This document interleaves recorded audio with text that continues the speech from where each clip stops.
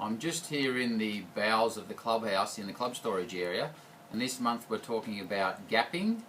and also just having a set of clubs that is going to enable you to play better golf. Now, I've just picked on a couple of members here, and I won't mention any names, Michael Pincus, but I'm going to give you some clubs to try over the next few weeks, and naturally I'll have to get you to agree to do this, but I want to talk about the head design. Now,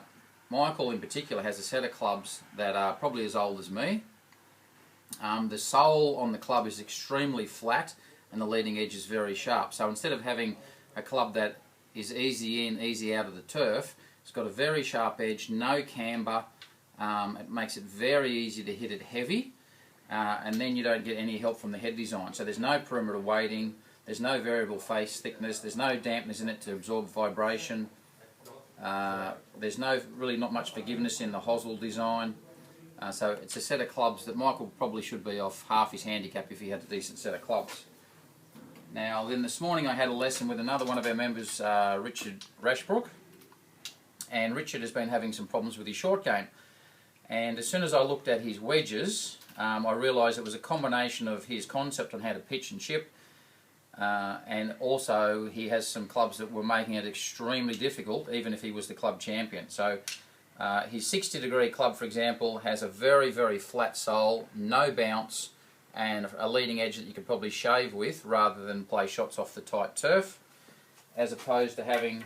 a club that has a much wider, more cambered sole and a lot more forgiveness, and particularly, as I said, something that's easy into the turf, easy out. But it's really the head design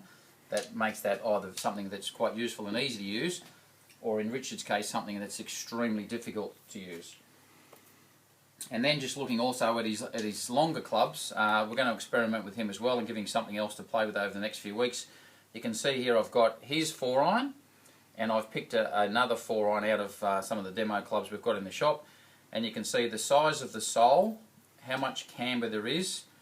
how sharp the leading edge is here versus a cambered edge, or an edge that's going to not dig into the turf so much. A little bit more forgiveness in the hosel design,